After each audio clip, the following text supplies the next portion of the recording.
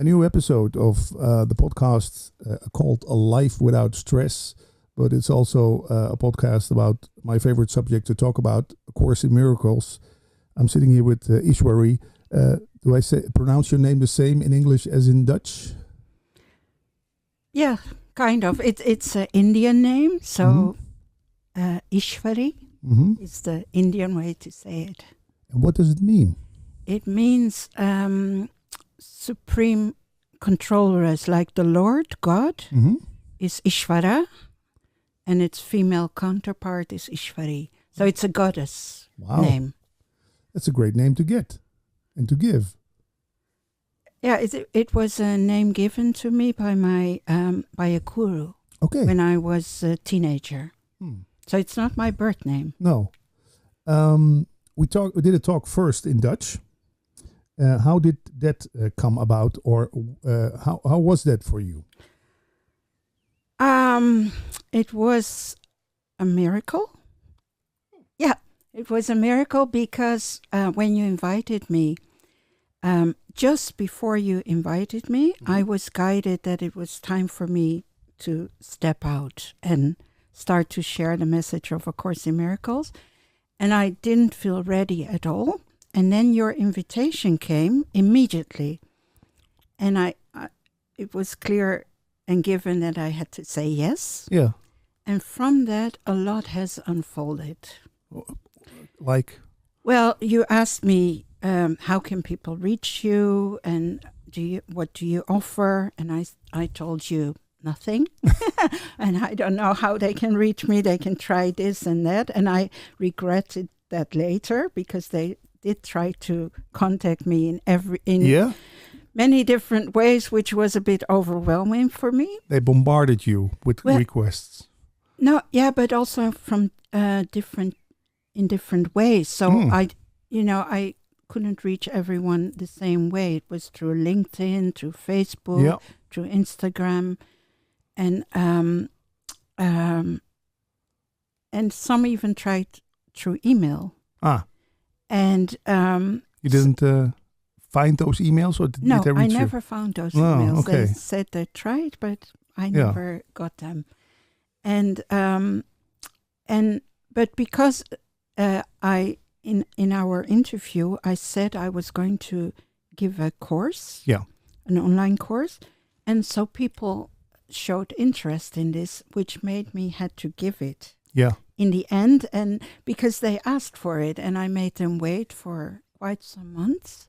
But then at the end of January, I finally gave the pilot of this online course. And people can find it now? No, not yet. Not yet. But I will give it again, and also in English now, both in Dutch and English, actually. Please let me know. I will put it under the interview when it's ready. Yeah. Well, it is ready. But it's not released yet. No,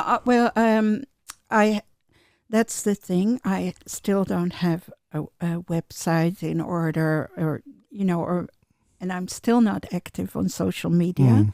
But because of our interview, people admitted themselves for this course. Yeah. So just through our interview. That's great to hear. And do you think things? I'm sure you know. I'm going to ask you. Unfold at the right time, at the right place. Is this the right time to do this interview, or should it have been 2 months earlier? No, this is the perfect time. Yeah. Yes. And how you know that's for sure? Well, 2 months ago, let me see, we're in April now. So 2 months ago, I was giving this course. So I was very busy with giving this, and I... no time. No time, and because I was giving it in Dutch, my focus would be more in Dutch. So it would be too much to switch over. Yeah. So, and now... actually, after the course, these people, a few of them, they wanted to continue. So I still give like coach calls to them weekly, and but I'm doing this only once a week now, so I have some more time. Great. Let me take this cable. It's the first time in a long time that I'm doing these interviews here on my attic, so I have to change some things. You know why I think it's the perfect time? It was just Easter, and I heard a podcast of you who told me some things in Dutch about the true meaning of Easter. Could you please say that again if you want to? Because it struck me so, things like the crucifixion and the resurrection. What is that message for us in Easter that resonates with you and with A Course in Miracles? I'm really glad you asked. You can see that I get it. Me too. Yeah, because I don't know what I've said before, but I can share. Easter time is a special time, of course, and it's also a time that is mentioned in A Course in Miracles. Easter and Christmas. And what I found out through A Course in Miracles is that there is such a thing as Easter tide. Easter tide. Yes. And tide in Tide. Yes. The tide of the waves and the. Well, apparently it's a Christian period. I grew up as a Hindu, so I had never heard of it. But through A Course in Miracles, I found out what Easter tide is. And then I started to look it up, and we are actually now in Easter tide. In those 50 days from Easter. Yeah. Yeah. So today is Wednesday, and the day before yesterday was second Easter day here. Yes. Yeah. So today is fourth Easter. Yeah, fourth of 50. Yeah, the 4th of 50. And this Easter tide is the time. There is a chapter in A Course in Miracles that starts with the Holy Week and the Easter tide. Chapter 20. Do you know? Yeah, not right away, but. And in this chapter, in this section, actually, Jesus says that the journey that is of the Holy Week, which was last week, is the journey every person goes through. Like it describes a whole curriculum. Wow.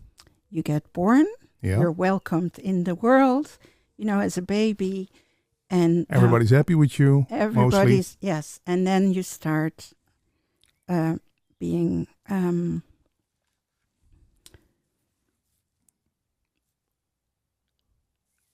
I'm thinking how to say it in the right way. Yeah. Actually, you learn to feel guilty, ashamed that there's something wrong with you. Yeah. That starts to happen. You're being crucified. Yeah. Yeah. Okay.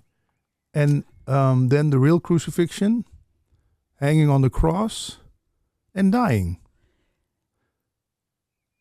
Well, the part of this journey is that you start to see that you are doing it to yourself. It's not happened to you. And that's what Jesus demonstrated. And it's not that you're being crucified. Being born here is you're born into suffering. Yeah. And to overcome suffering is what salvation is. To overcome suffering. Yes. Yeah. So it's not about dying.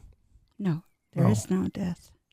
Is it then maybe about dying to an idea that you had about yourself, that those ideas should die, or? No, death is. I have to switch now. These questions you're asking make me need a moment to reflect. But death are thoughts of separation. That's the best way I can put it, but that's very conceptual. Yeah. And doesn't serve you much. No. So what are thoughts of death? Is doubt. Yeah, irritation, I heard you say. I said this before. I don't know. In the Dutch podcast you did. Okay. Yeah, I don't. No, it's 4 or 5 years ago. Yeah. So. Yeah. Doubt, sadness, irritation, uncertainty, any thought that is not supremely happy is what death is. And overcoming of death is knowing that you are not that thing which can have those thoughts. Ah, great. And what about the resurrection then? Jesus resurrected after his so-called death. How should we see that in this theme of A Course in Miracles?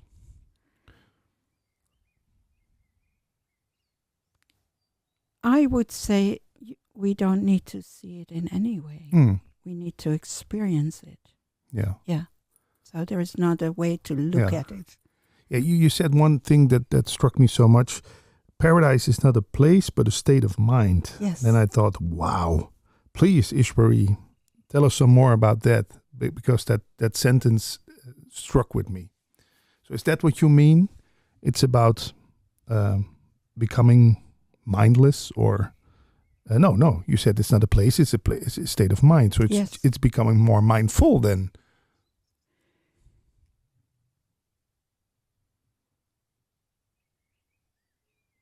It's a state of mind, as as we are sitting here. Yeah.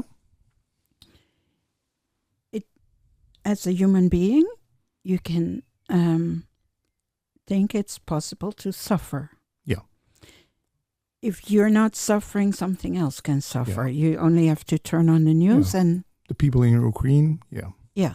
Well, in the Netherlands, everywhere. Yeah. Everywhere is suffering. Yes, even in the so-called happiest countries of the world, there is a lot of suffering, and depression is becoming illness number one. Yeah.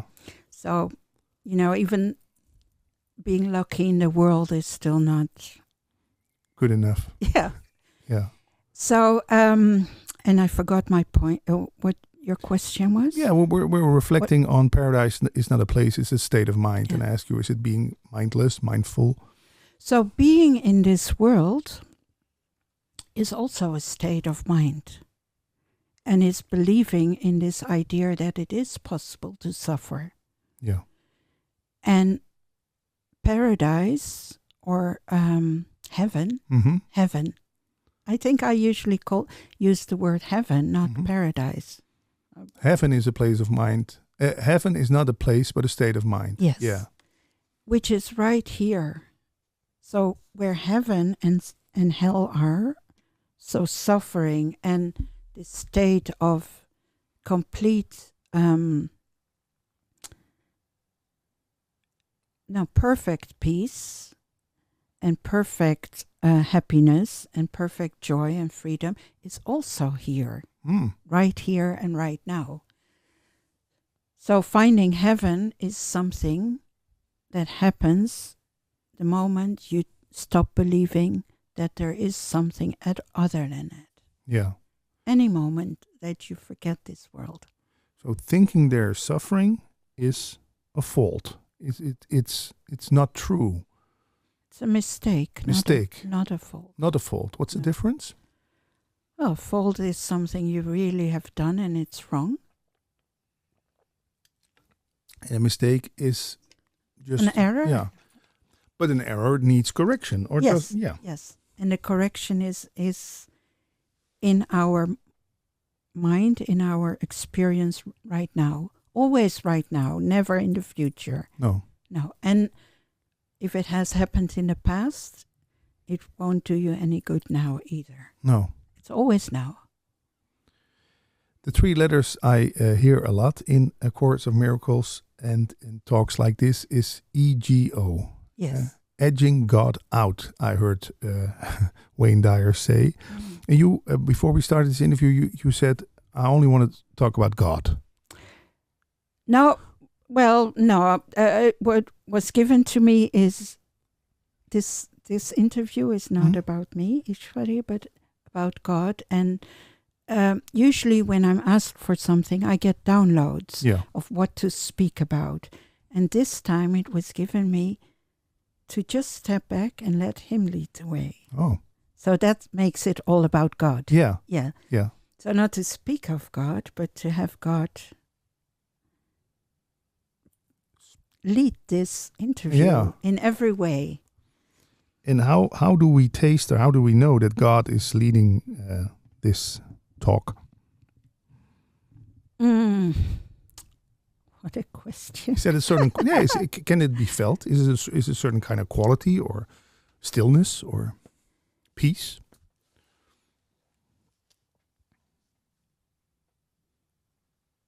It is a kind of question to me that is very similar to ask, how do I know that my nails grow? Yeah. Yeah. It's a silly question. And you're asking me to answer such a question. A silly question. No, it's not a silly question. It's a bit difficult to answer. Yeah. That's because what makes your nails grow? Well, I don't know. Can you stop your nails from growing? No, it all happens automatically. Yeah. So that is, I even forgot your question, but that's the answer to your question. Yeah. So God is always leading the way. Yes. Yes. Yeah. Yes. So it's perfectly natural. So that asking that question is irrelevant. Well, it's a good question to ask, because if God is leading the way, are you following? Are you listening? So that is something to become aware of, and that is a choice each one has to make as an individual. Yeah. And I am being asked to make that choice on a daily basis. And it's so funny to me because, as a child, I always had a desire to live a God-filled life. My first example in life was from a story I heard in Hinduism from a boy who was he was like a God worshipper, and I wanted to be like him. And yet still, now so many years later, and even like 30 years after awakening from the dream, I feel I'm still learning to fully be led by God 100%. Yeah. So it's an ongoing process. Absolutely, yes. But you are, as we call it, realized. Yeah, you put up your shoulders like, so who cares? Yeah. Well, a lot of people care. A lot of people think, wow, this is Ishwari. She's the real thing. She knows what she's talking about. Yeah, but that is what you do in separation. You compare people to people and think something that happens in the past, or someone is more special because they've had a certain experience. It's not true. No. So it's never about experiences, or not in that case. That case that you had this awakening about 30 years ago, you heard that voice in the room who said, how do you call it in English? This is a meaningless dream. It's time to wake up. Yes. The title of our Dutch interview. Yes. Yeah. And that's also a sentence that really struck me. Dit is een zinloze droom. Het is tijd om wakker te worden in Dutch. Yeah. Yeah. And that is still the case today for me. Yeah. Yeah. And also for me, or can I only give that give the answer to that question? No, it is also true for you and for everyone in this world. Everyone. Yeah. So not for you and me especially. No. So even if you're not aware of it, it's still the reality for you. Yes. Yeah. And it's not accomplished until every part has remembered that this is a meaningless dream. Yeah. Yes. Wow. And I heard you say in the Dutch podcast, you talked about people collecting money for the war in Ukraine. And you said some other examples of where people are thinking they're doing the right thing, but you said it's upside down. It's feeding the whole thing. Yes. Can we maybe reflect a little bit more on that? Yes. In this comparison, I'm really surprised by the questions you ask, because and happily surprised, by the way. Thanks. Happily, yeah, very happy. I'm glad. But you can feel the surprise in me. Yeah. Yeah. But it's a happy surprise. And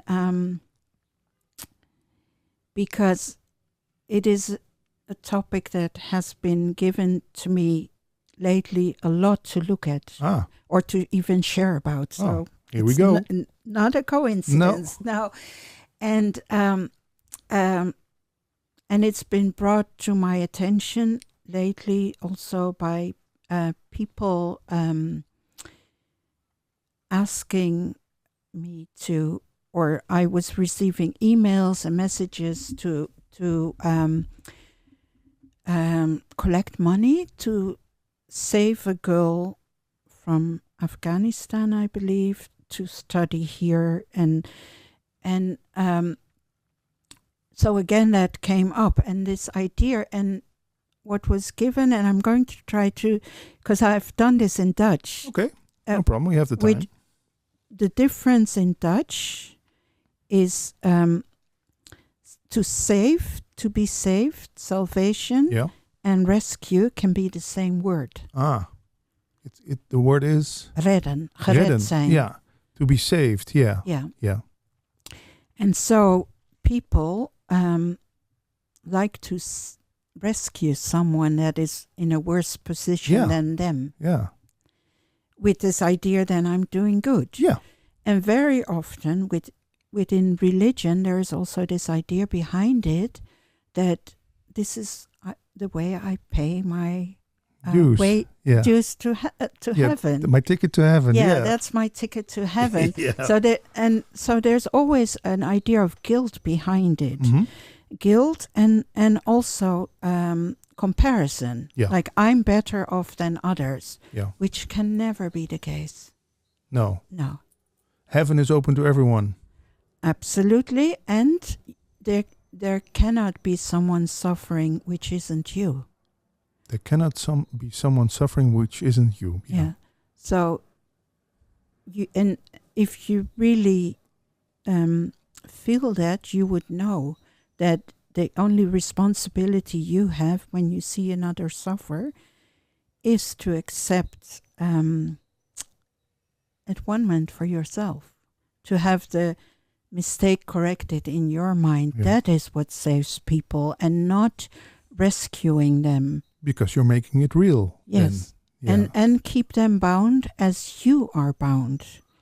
So that's why it's your responsibility. As you are freed, those that come behind you the way will be open to them as well. So your salvation is more important than anything else. Wow, what a responsibility, Ishwari. It's your only. It's not actually to not do that is much more work. Yeah. Yes. To not see it in that way, or not to not make that choice. Yeah. Yeah, it's a choice. So we're making things difficult for ourselves, for everyone around us. It's not that the things are difficult. We are making them difficult by our thoughts about it. Or, I heard someone say lately to me, "I'm a worthless piece of shit," and it's really. I thought, wow, why think that about yourself? And then, I was thinking, what is the right way to respond to that? And I think I said something like, that's what the ego tries to let you believe, that you're a worthless piece of shit, that you're full of guilt, that you don't, that you're not worthy. Is that a good response to someone thinking or saying that?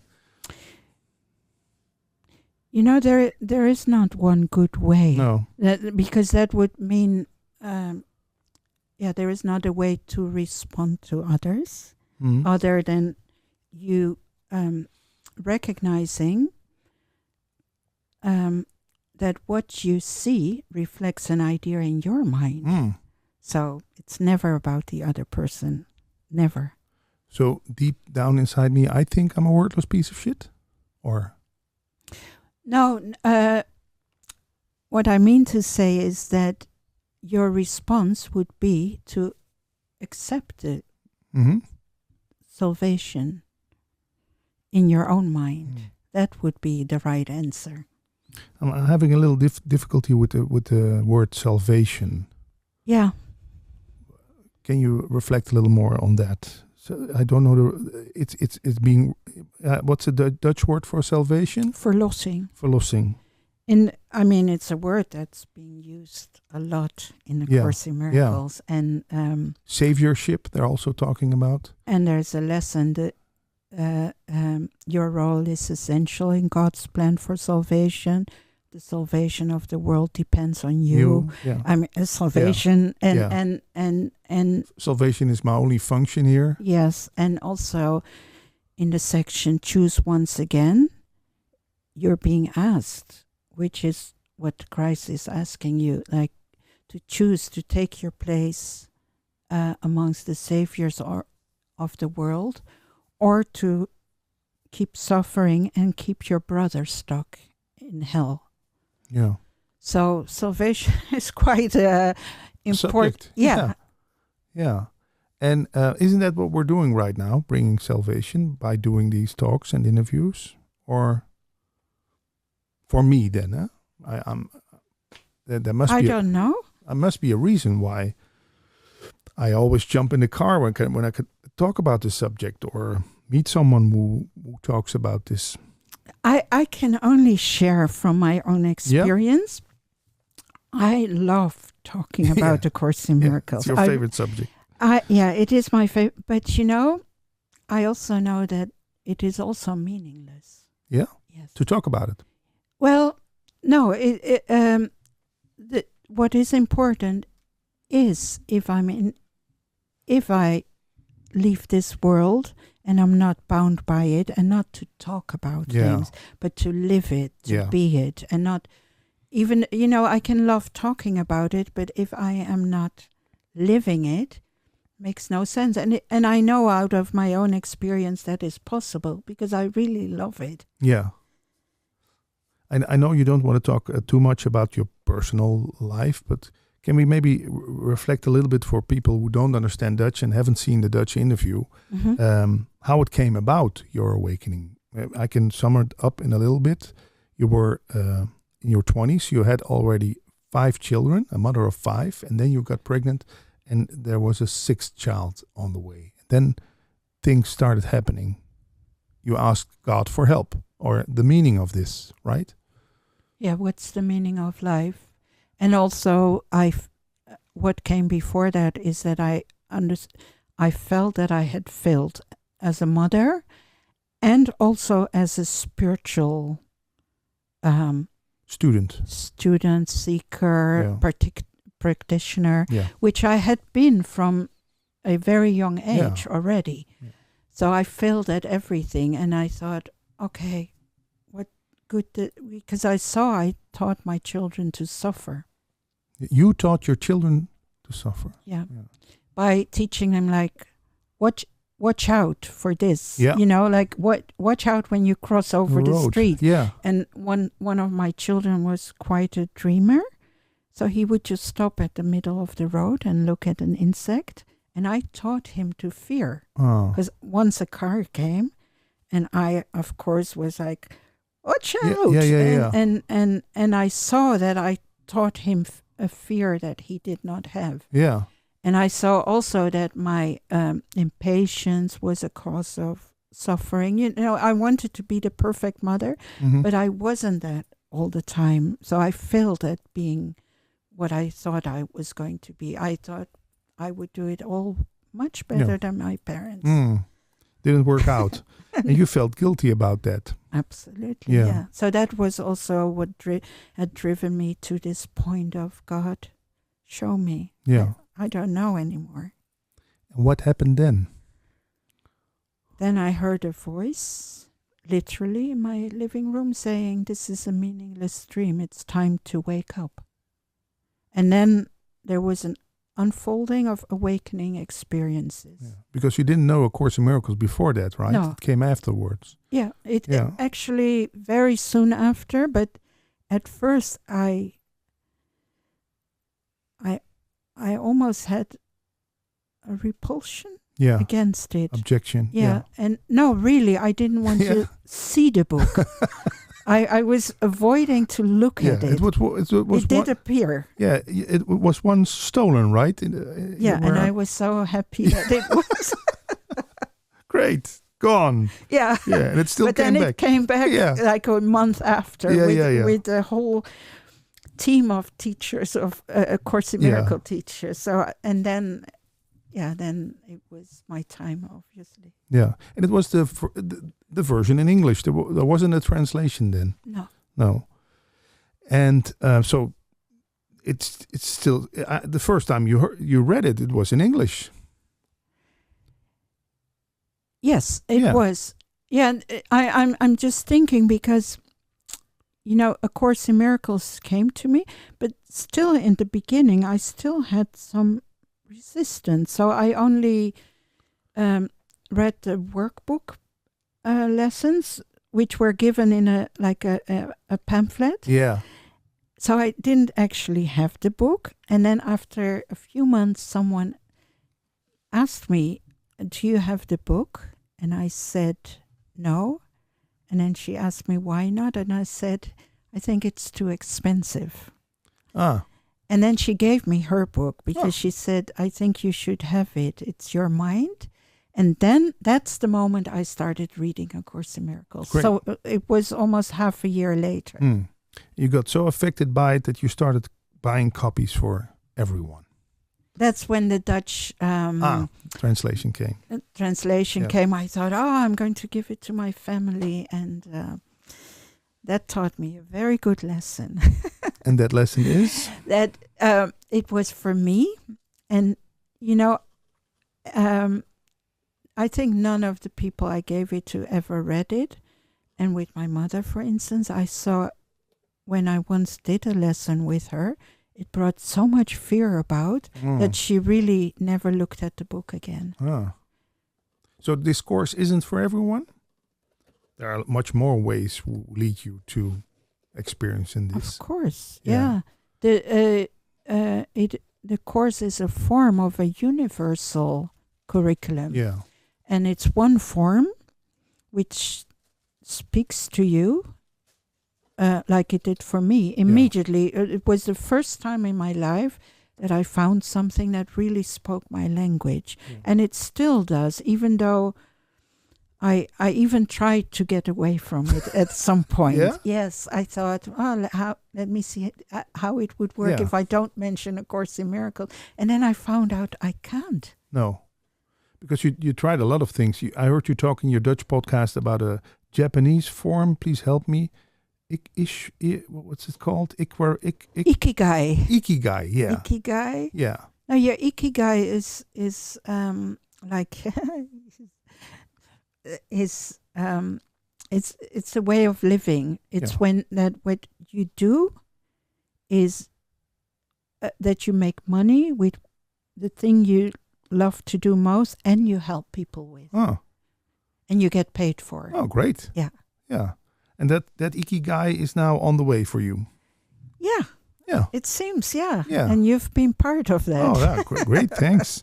I love to be a facilitator. Can we please talk a little bit about special relationships? Because I read a lot about it. I hear a lot about it. In all the things I see, I have this channel, maybe interesting for people also, eciw.tv. So it's een cursus in wonderen, the first letters, .tv, eciw.tv. There's also a documentary where they talk a lot about the ego and special relationships. And but what's my question about that? How to see that, how to use that, how to be in that, because we have a special relationship with our children, with our mother, with our father, with our spouse, with our friends. How to be in that kind of situation, or isn't there just one formula? Okay, this is a big question, and I'm going to try to answer it. Thanks. As simple as I can. Yeah. You have a special relationship with everything. Your things as well, your time. So who's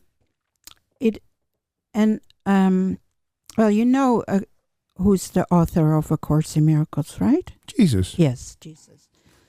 So Jesus, when he was here on earth, he gave a commandment, like the highest commandment, Do you know what that is? Trying to figure it out. A commandment. Yeah, is like the highest. The first commandment is to love thy God with all thy heart and all thy soul and all thy mind, and your neighbor as yourself.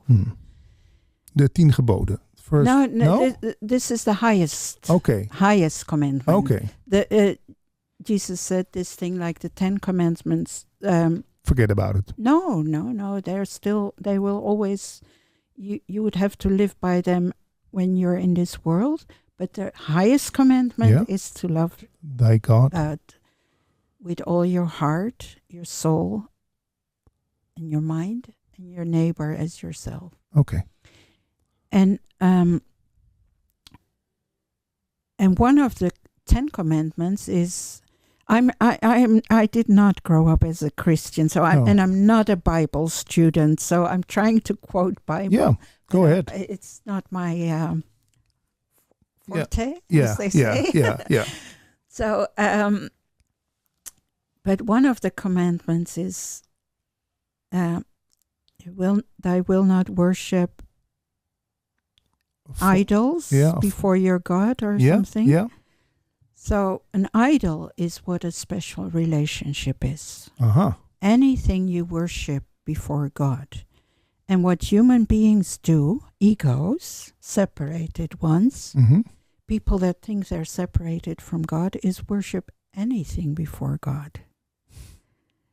And, we just had a cup of coffee. Yeah.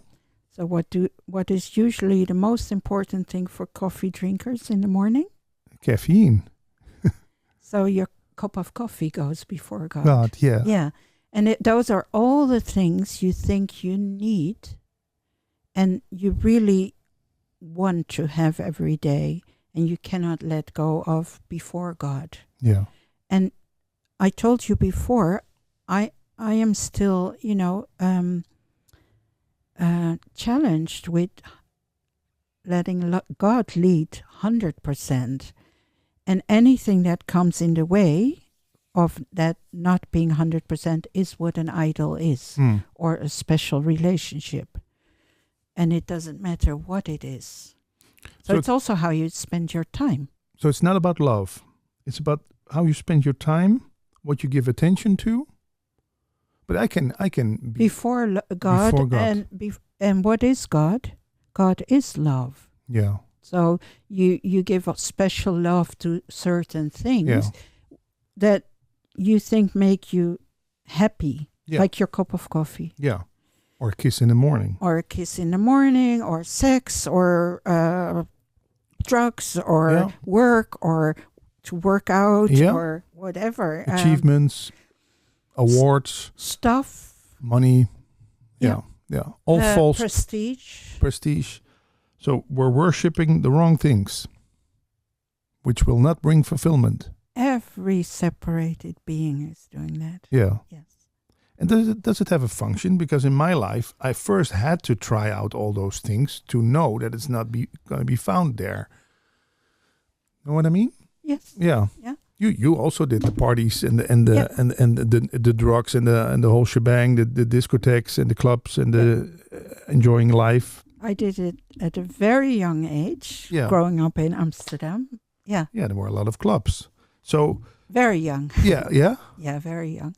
I also stopped as still a teenager. Oh. I gave it all. You knew that this is not the thing. Yeah. But I did everything young. Yeah. But still, should we then say to children, stop chasing happiness in things where they can be found? Or does every human have to go through this process of bumping his head, his nose, and finding not in that way? My honest answer to this is I don't know. I don't think you can say that it has to be a certain way. No. And I mean, what I found out with people that come to A Course in Miracles are people that have reached a certain amount of pain where they where this idea came, like there has to be a better way. Yeah. This is my experience, that everyone that A Course in Miracles comes to has asked that question. Yeah. So I know that for A Course in Miracles, that seems to be like there has been enough pain. Yeah. But still, that doesn't mean anything. But it doesn't need to be. I don't think it needs. No, it has no function at all. That the world, that's what Eckhart Tolle says, the world has to disappoint you time and time again, so you start looking at the right place instead of the wrong place. Yeah, but some are born already with disabilities. No, with this. I know for myself anyway, I knew already as a child that this world wasn't going to make me happy. I knew that. How come you knew that? You don't know. Well, I think I've done this many lifetimes. Yeah, and because I remember that I felt like I don't want, as a child, like I don't want to do this again. I really felt like I made a mistake. Yeah. Still, you wanted the big family. That was the one thing you thought that's going to make you fulfilled. Not a big family. I wanted one child. Oh, one child. Okay. Yeah, and because I had no ambition in the world other than wanting to become. I wanted to become a nun, like a monk, like have no possession. But I also had a desire to become a mother. Yeah. And I think to fill in a gap, I can say this now, like in hindsight. Yeah. I didn't think that then. That I wanted to fill up a gap, an emptiness. Yeah. And make my little piece of heaven. That was my idea. Yeah. I would make and I would dream. I had a dream as a child. I always had insomnia all my life, and as a child. Yeah. And at some point, I learned to fall asleep by starting a dream. So I would start that dream as I was awake, and it would make me fall asleep. And it was always a dream of like a heavenly relationship with children. Oh, yeah. And that was exactly the thing that had failed when I said, God, yeah, what is the meaning of this? Because I had moments of this, but definitely with a partner and with my children, but I wasn't able to live like that all the time. Oh. And I failed at that. Yeah, you failed. Yeah. I also heard you say in the Dutch podcast, which I listened, that people asking you questions about A Course is a bit like your children calling you up and asking, Mom, can you help me how to make spaghetti? Yes. Or Mom, can you help me to fix my car or bike or whatever? Can you reflect a little bit on that? I can feel what you mean by that, but I'm just curious. Yeah.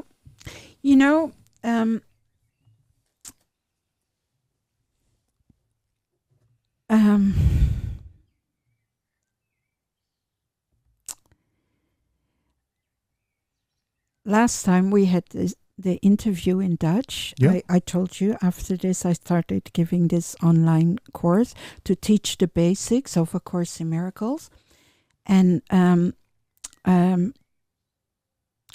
this has been life-changing for the people that took it. But one thing I taught them is like the two pitfalls people fall in that are on this path.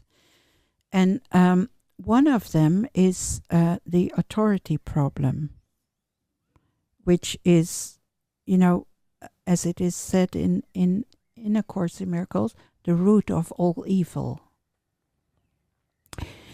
And the authority problem is this idea that you are an authority in your life and not God. You call the shots. You call the shots. Yes, and that you can decide, what is going to happen and how the curriculum will unfold. And that you think even that you choose your teacher or A Course in Miracles or whatever path you're following, that you are doing it. Yeah. And it's all upside down. And the other is level confusion. And that level confusion is where all these questions come from. Thinking there is an answer at this level to things, like you've been asking a few times now, like how, Yeah, or when, how, those kind of how questions. to, yeah. But, that which is asking questions is anyway what isn't true. That is what the ego is. That is your personality. Yeah. And your personality is the belief you have, is your paradigm, the person you think you are. Yeah. And that's not what it awakens. So asking questions from that level, even if it's about A Course in Miracles, doesn't serve you. Oh. The only thing you can really look for is an experience that is beyond all of this. Yeah. And not answers to how to do this and when will this happen, or tell me about your experience, so I can learn from it. So it's all within the level where nothing is happening. Yeah. And can there be asked questions on that other level, which has nothing to do with my personality or my belief in thinking I'm calling the shots? Well, I think the only question you can really ask, but before asking that question, there has to be an admitting of something else, is knowing that the admission that you don't know who you are. So the only question to ask is, who am I? But the answer cannot be given by you then. No, but for anyone who really asks this question, in whatever form, I actually asked it like, God, show me what is the meaning. I didn't ask, who am I? Yeah. But actually, I was asking that. And there was one question which was ringing in my mind all the week, and it was, I'm going to ask Ishwari, the first thing I'm going to ask, I haven't asked it before in this, but now it's coming, people, is please, Ishwari, tell me, what is this life all about? I think that's the main question. Why I'm doing all those interviews here, 500 interviews and more. What is this life all about?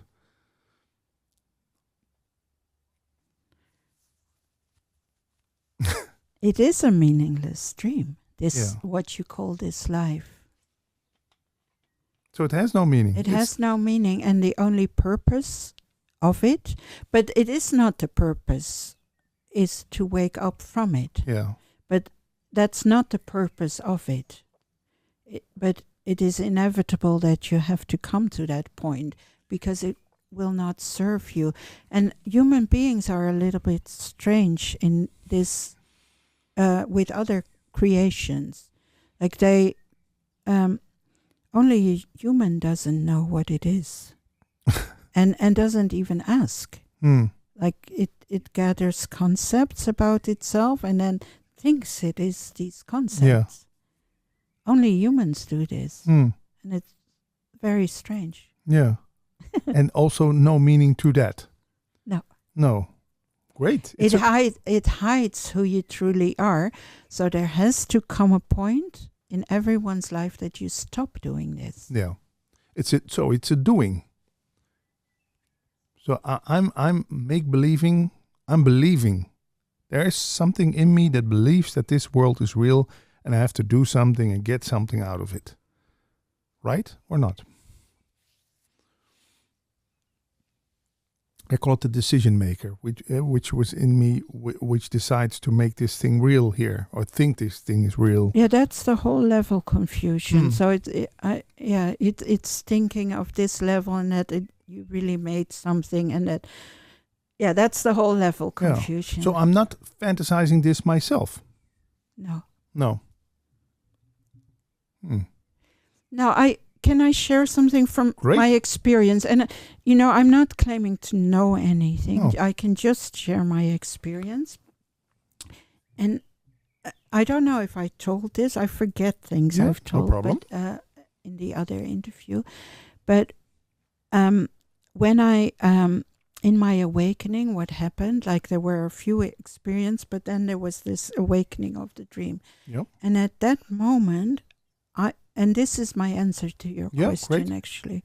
I was sitting in a room with more people, and it was like a Course in Miracles session. Mm-hmm.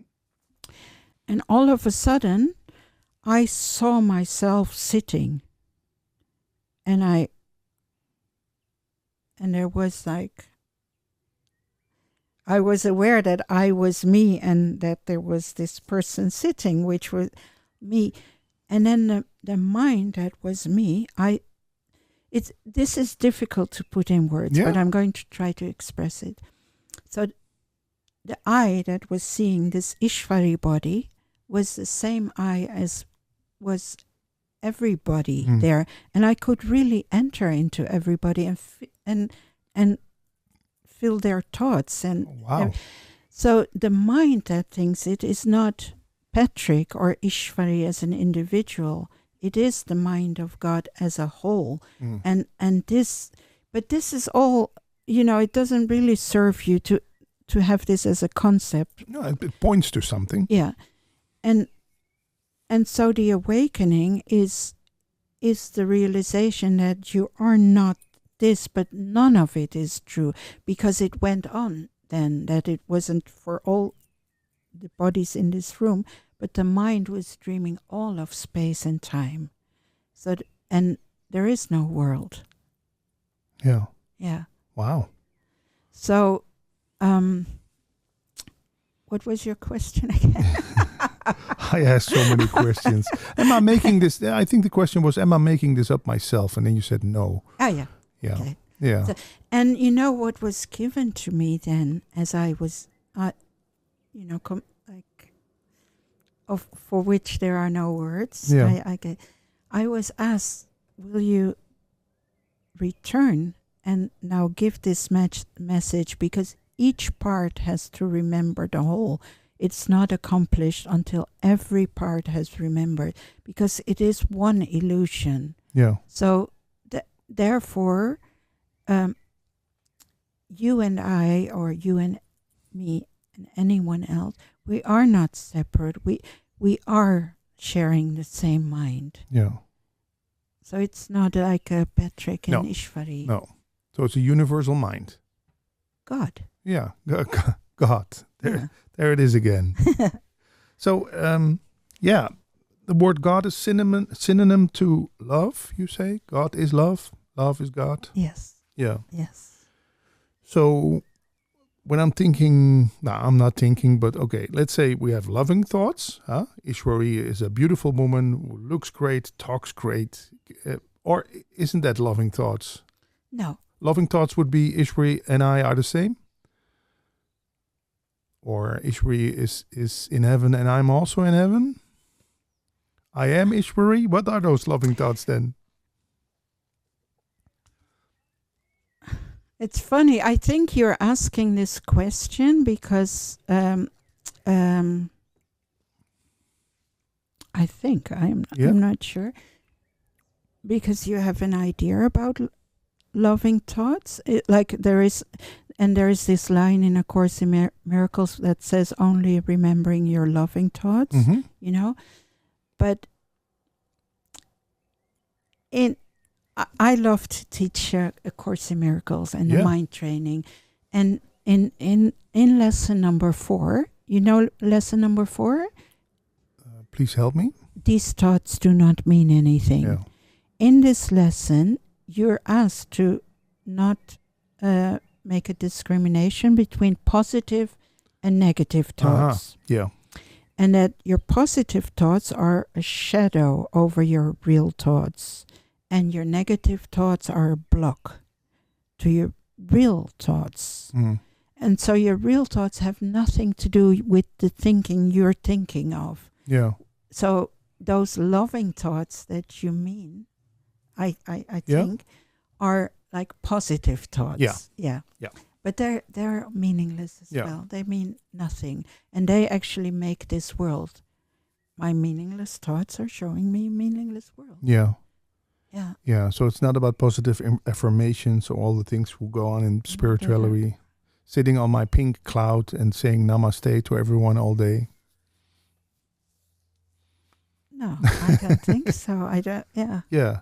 You've seen it all. You grew up with a stepdad who was also into spirituality. So from young age, you saw all the spiritual things going on. Yeah, and actually even grandparents. So it must have been my time. I came with the good preparation from both sides, you can say. In our Dutch interview, we talked about some movies, and there's a movie with Bill Murray, Groundhog Day. Yeah. It's still your favorite movie? Yes. And for people who don't speak Dutch, can you please reflect on that again? What happens in Groundhog Day and why it struck with you?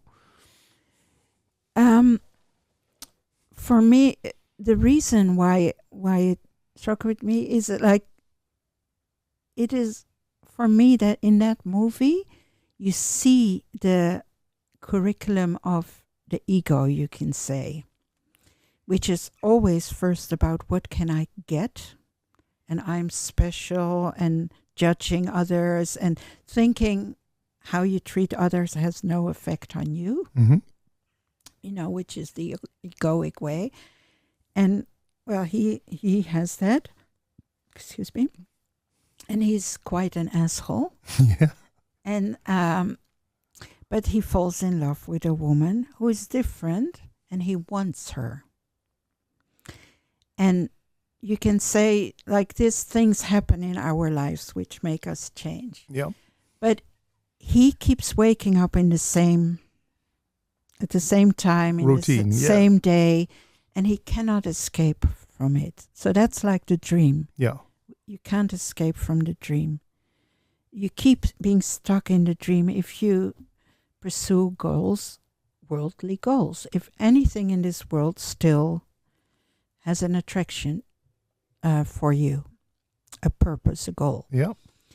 And so he lives them first to get what he wants, but then he finds out that how much he has tried, how many hundreds or thousand times he has perfected his being, he still ends up the same way with the slap in his face and waking up at the same hour. Yeah. In Groundhog Day, Yeah. Every time again. And then he tries to annihilate himself. Yeah. And try the hedonistic way, like, what do I care? Yeah, what is it? Yeah. But that doesn't work either, because he still wakes up the same way. It still ends the same way. And then he gives up. Yeah. Finally, he comes to the point like, I don't know. Yeah. Let God lead the way. Maybe not conscious, because he didn't, but he just doesn't know anymore. So it's not about what can I get. Yeah. And he knows, well, this is what is given. It's always Groundhog Day. He knows exactly what's going to happen, because he's done it so many times. Yeah. And then he just decides to start giving and helping. And in the beginning, still with this idea, like to get something back, like a thank you. Yeah. But later also, he doesn't care about that either. No. And he starts to rescue someone as well from dying. Yeah. Like he wants to do good, but also to get credit from it. But he gives that up as well. Like the dying man, he starts to... and in the end, the very last day, he just gives and gives without expecting anything back. Like he gets so trained in just giving and not wanting anything. No. Wow. And that's the day that she all of a sudden pays money to spend the night with him. Yeah. Without him wanting this. Yeah. And then he wakes up. But that comes the moment, like there is nothing you want in this world anymore. So that's the way to be. Give, give, give. This is again a how-to question. There is no how-to. It starts happening automatically when you when you give over to God. Yeah. God is giving. Yeah, look around. Yeah. Well, there are some human beings who are very giving. Yeah. Even as a separate, like they really have a good heart, but they're still separate. Is a good heart the same as a God heart? I don't know. I don't think so. It can also. I don't know. No. I've seen. I once heard. I don't know if have you heard of Adida? Yes. Yeah. Adida Samrash. Yeah. So he spoke about these strategies of the ego, and one of them is the good guy strategy, and which he said was the most difficult to overcome. Look, me do good. Yeah. Yeah. Yeah. Yeah, I can imagine. Yeah. Yeah. I hope you don't think that. Yeah, it could be also a question on the level of how to, when, how. But the one thing that still fascinates me. Yeah, here I go again. Fascinates me, but I'm still going to ask you. Okay, is God doesn't know about this world? The Course tells me. So that reassures me that anything goes here, because it does. We don't have to do good here to become a good. How do you call it? The one who gets back into heaven, as is taught through the years, that do good on earth, then you deserve your place back in heaven. So is that what that sentence means? God doesn't know about this world?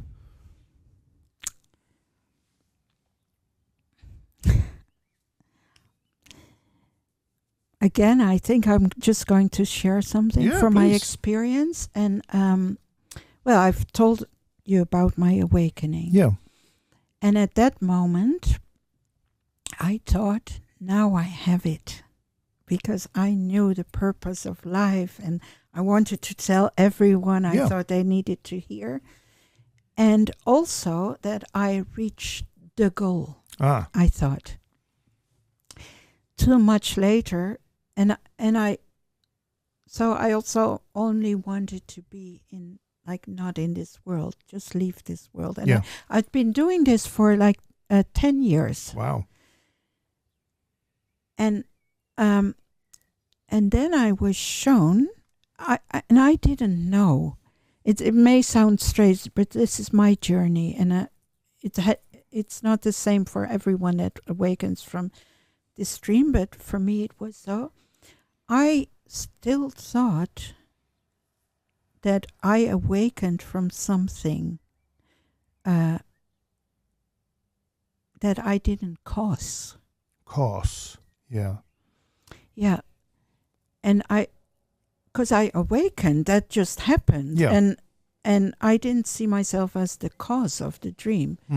And I was being led, like this person in Groundhog Day, to look at things. Yeah. So that started 10 years after my awakening.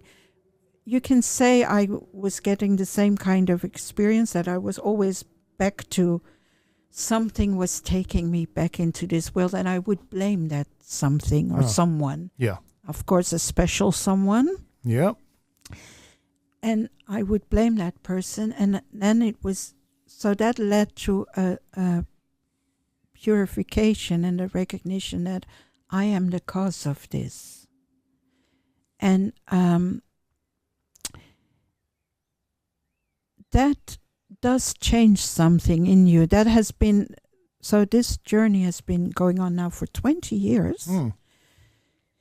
Where it has been like taking complete responsibility for the dream in its entirety, and within my mind, and not to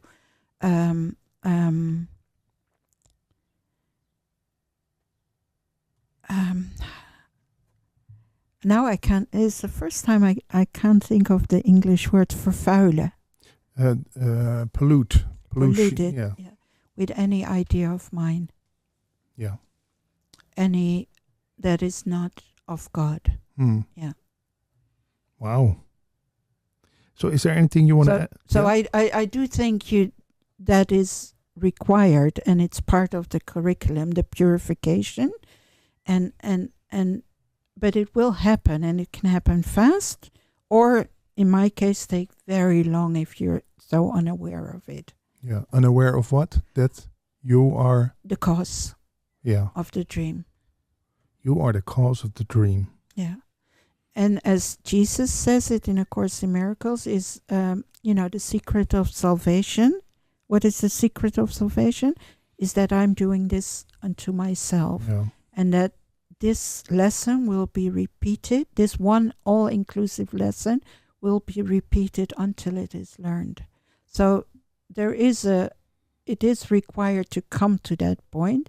So, because this is still my answer to your question, like, oh, we don't need to do. Yes, you do need to take full responsibility for everything in here. Yeah. You can't escape it. Even if you, like in my case, you've done it for 10 years by not being in this world, mm-hmm. and knowing it's a dream, that will still make you have to return. Yeah. So that's not the way. It's not like, oh, now I. Yeah, I can think. Well, God doesn't know about this world. Well, what does it matter? It's a dream, but it still matters. What happens? What goes on in the dream? How you respond?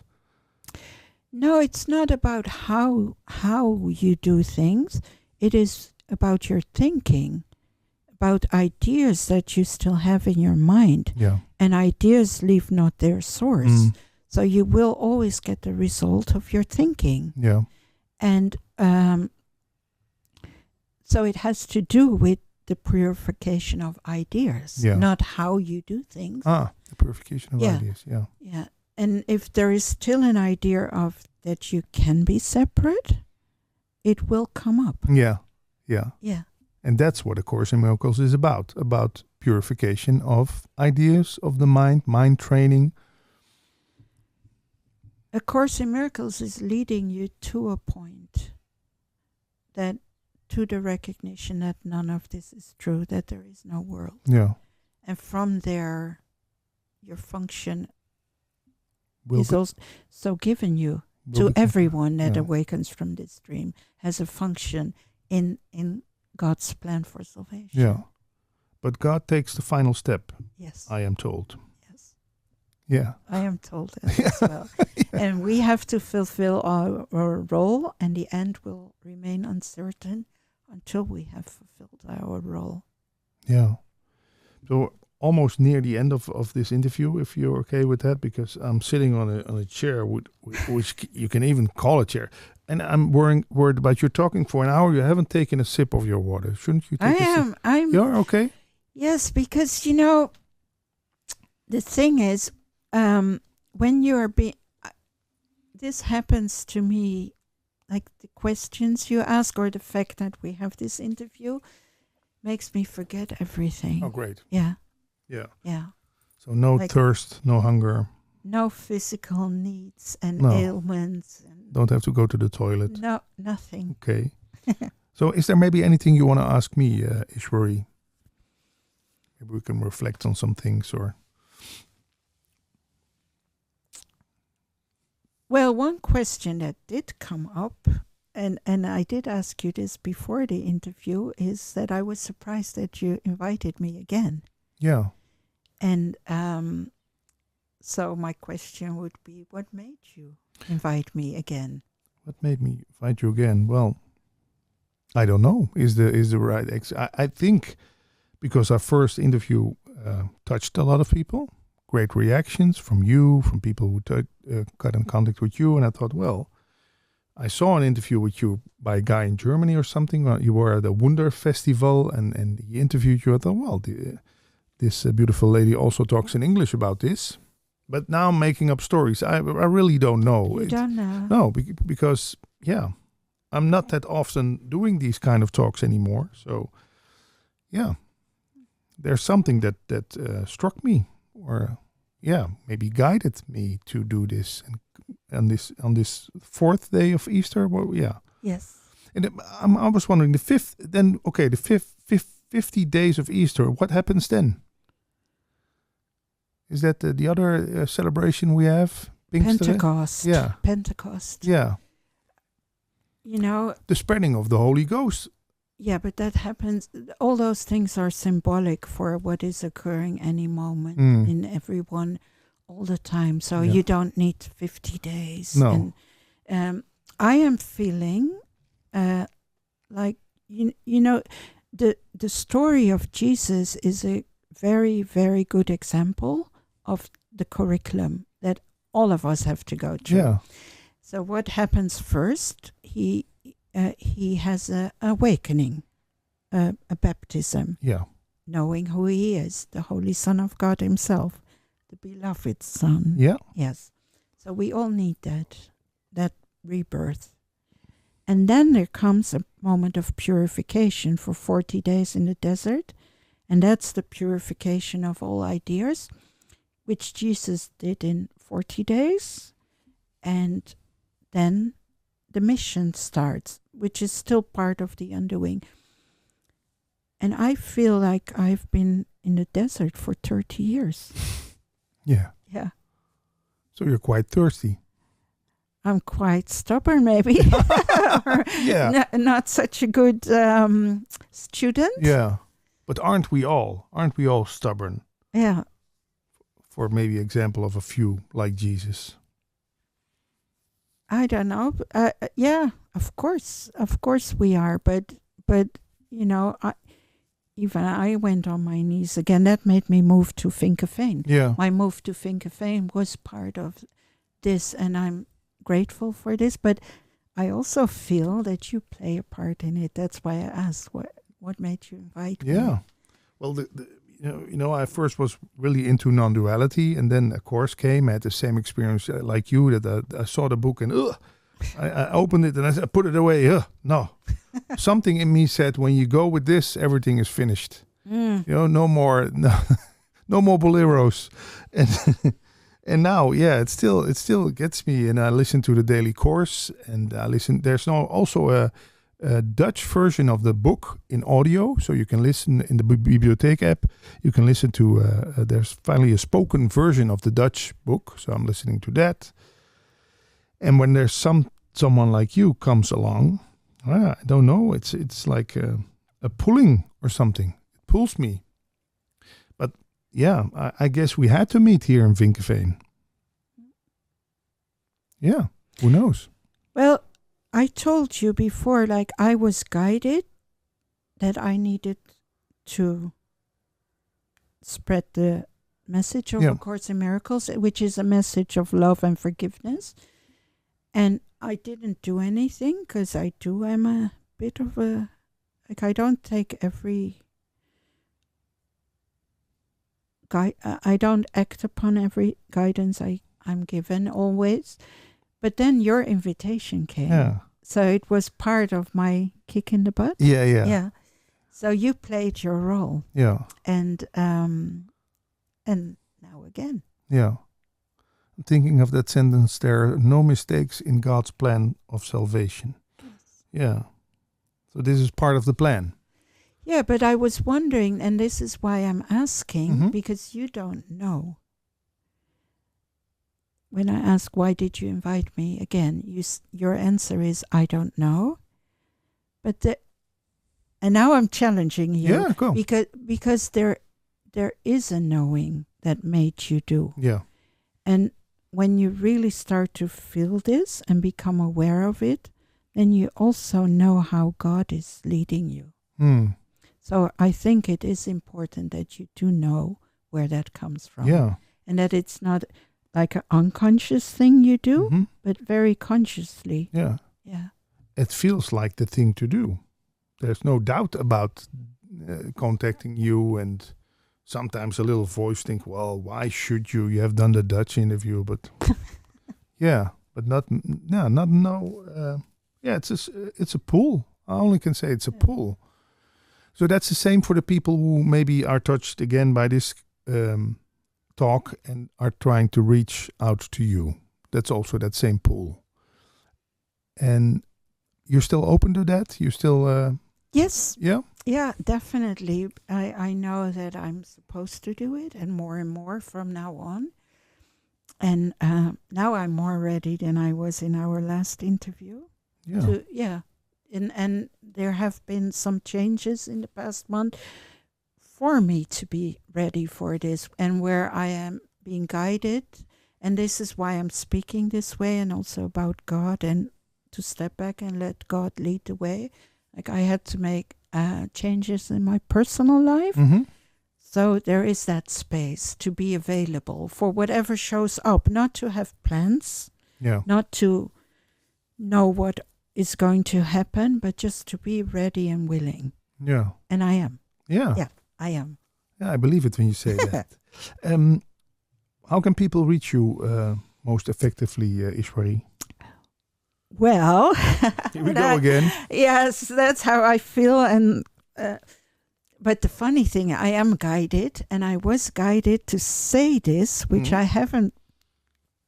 It's not ready now, but it was given to me to do this for this interview. Okay. And that is to make. So I have to share it with you after the interview. Okay. But to give you a link of a form that people can use, and then they can show what they're interested in, and or to stay in contact or to be in a list, and just like a Google form, I'll make, because I haven't made it yet. And what was given is that I should have a website, and it was actually given to have this before this interview, and I do have the website. I have the hosting. I have an email address, which is info@ishwari.nl. Oh, great. But there's nothing yet on it. So that will come. So that would be a way through email. But the Google form I can use now. Yeah, great. Yeah. And you do things online or at the place you live?